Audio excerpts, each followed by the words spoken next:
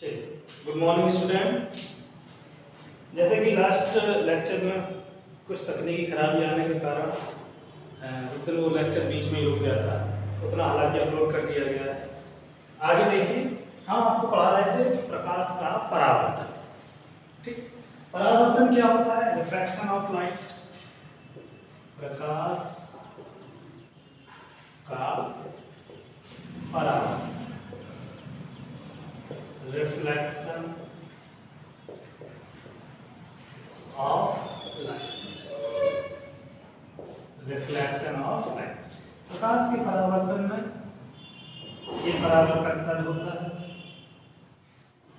इसको अभिलंब बोलते हैं। ये आपकी आपतित किरण होती है और ये आपकी परावर्तन किरण। इसको क्या बोलते हैं? इंसिडेंट रेस, आपतित किरण। ये कौन सी किरण है? परावर्तित किरण। ये आपका आपतन कोण आई है और ये आपका परावर्तन कोण, और इस बिंदु को बोलते हैं हम परावर्तन बिंदु।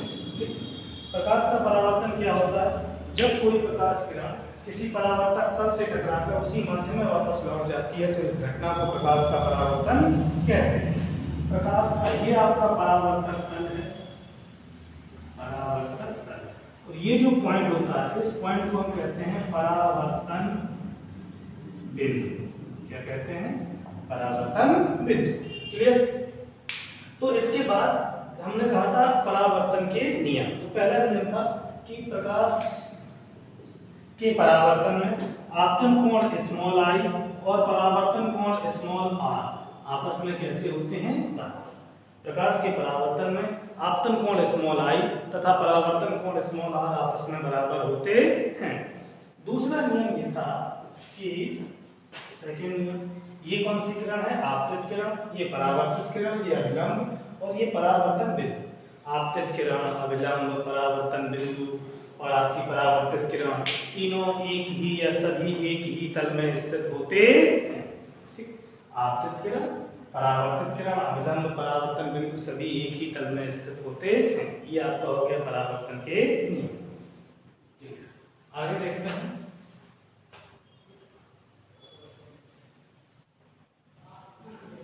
गोलीय दर्पण। गोलीय दर्पण, स्फेरिकल मिरर। Spherical mirror. गोलीय दर्पण क्या होता है? देखो, गोलीय दर्पण किसी कांच के गोले का कटा हुआ वह भाग होता है जिसके एक ओर हम पॉलिश कर देते हैं, पॉलिश करते हैं लेड, पॉलिश कर देते हैं, और दूसरी ओर हम क्या करवाते हैं? परावर्तन। तो गोलीय दर्पण किसी कांच के गोले का कटा हुआ वह भाग होता है जिसके एक ओर पॉलिश करके दूसरी ओर परावर्तन कराया जाता है। और गोलीय दर्पण कितने प्रकार के होते हैं? दो प्रकार के, मुख्यतः दो प्रकार के होते हैं। जैसे पहला आपका अवतल दर्पण, अवतल दर्पण, इसको इंग्लिश में कहते हैं कॉनकेव मिरर, कॉनकेव। और दूसरा आपका होता है उत्तल दर्पण, जिसको हम कहते हैं कॉन्वेक्स मिरर, कॉन्वेक्स। एक होता है कॉनकेव, दूसरा होता है कॉन्वेक्स। और एक और आपका दर्पण होता है जिसे हम कह देते हैं समतल दर्पण, समतल दर्पण, प्लेन मिरर, प्लेन मिरर। आपका उत्तल दर्पण, अवतल दर्पण और आपका समतल दर्पण। दर्पण दर्पण आपके कितने प्रकार के हो गए? तीन। ठीक, तो उत्तल दर्पण क्या होता है देख लेते हैं। तो सबसे पहला कौन सा पॉइंट रहेगा? उत्तल दर्पण। देखिए, अवतल दर्पण। तो अवतल दर्पण ये आपका, इसका इस तरीके से इसकी आकृति होती है। ये इधर हम पॉलिश करते हैं, ये आपका इसको हम बोलते हैं मुख्य अक्ष, और ये आपका P है। तो अवतल दर्पण क्या है? ऐसा दर्पण या ऐसा गोलीय दर्पण जिसके उभरे हुए भाग पर क्या होती है? पॉलिश, और दबे हुए भाग पर क्या कराया जाता है? परावर्तन। उभरे हुए भाग पर पॉलिश होती है तथा दबे हुए भाग पर परावर्तन कराया जाता है। ऐसे दर्पण को हम अवतल दर्पण कहते हैं। क्या कहते हैं? अवतल दर्पण। तो ऐसा दर्पण जिसके उभरे हुए भाग पर देखिए क्या है? पॉलिश है, दबे हुए भाग पर क्या कराया जाता है? परावर्तन कराया जाता है। ऐसे दर्पण को हम कौन सा दर्पण कहते हैं? अवतल दर्पण। क्लियर? तो ऐसा दर्पण जिसके उभरे हुए भाग पर सीधा याद रखो पॉलिश है, दबे हुए भाग पर क्या कराया जाता है? परावर्तन। ऐसे दर्पण को क्या कहते हैं? आपका अवतल दर्पण कहते हैं। ठीक, आगे देखिए। इसके बाद हम आपको बताएंगे उत्तल दर्पण। कौन सा दर्पण? उत्तल। देखिए उत्तल दर्पण। उत्तल दर्पण क्या है? Convex mirror. Convex mirror. उत्तल दर्पण, इसका डायग्राम ऐसे रखो। ये आपका मुख्य अक्ष हो गया,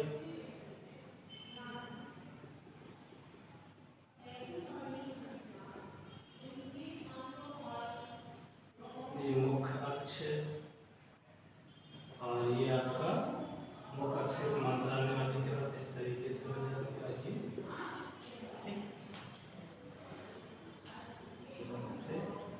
ये आपका P होता है, ये आपका F होता है, इसको कहते हैं उत्तल दर्पण। क्या कहते हैं?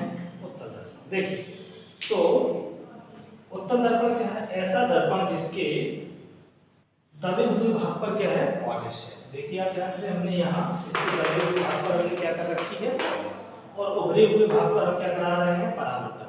याद रखिए, दर्पणों के द्वारा प्रकाश का क्या होता है? हमेशा परावर्तन। दर्पणों के द्वारा क्या किया जाता है? प्रकाश का परावर्तन। तो ऐसा दर्पण जिसके दबे हुए भाग पर क्या है? पॉलिश है, या कहते हैं आंतरिक भाग पर पॉलिश है। बात देखिए, दबे हुए भाग पर पॉलिश होती है और उभरे हुए भाग पर परावर्तन कराया जाता है। ऐसे दर्पण को हम कहते हैं आपका उत्तल दर्पण। ठीक है? और उत्तल दर्पण, ये देखिए, ये आपका मुख्य अक्ष, ये किरणाई, ये देखिए परावर्तित हो गई, ये यहाँ मिलती हुई प्रतीत होती है। इस बिंदु को हम कहते हैं फोकस बिंदु। क्या कहते हैं? फोकस बिंदु। इसमें बाद में चर्चा करेंगे। तो इसके बाद हम देखेंगे अब समतल दर्पण भी देखते हैं।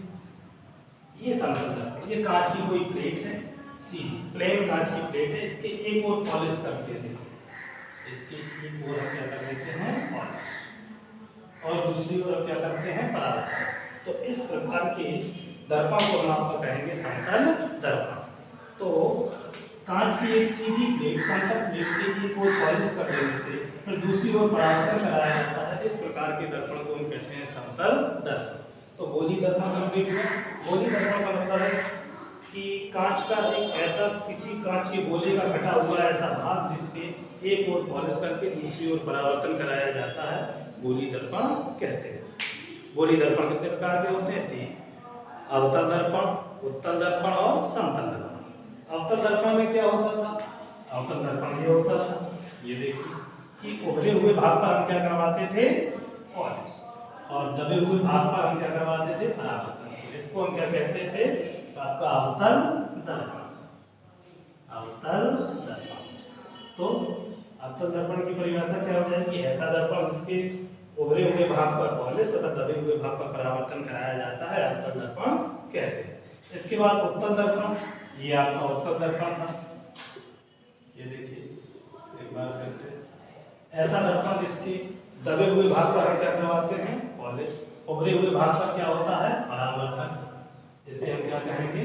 उत्तल दर्पण। इसके बाद क्या था? समतल दर्पण। समतल दर्पण में क्या था? एक कांच की सीधी प्लेट थी और इस कांच की सीधी प्लेट पर हमने एक ओर पॉलिश करवा दी, दूसरी ओर फिर क्या करवाया? परावर्तन।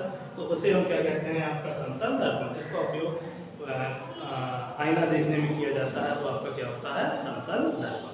तो दर्पण आपको समझ में आ गए। इसके आगे का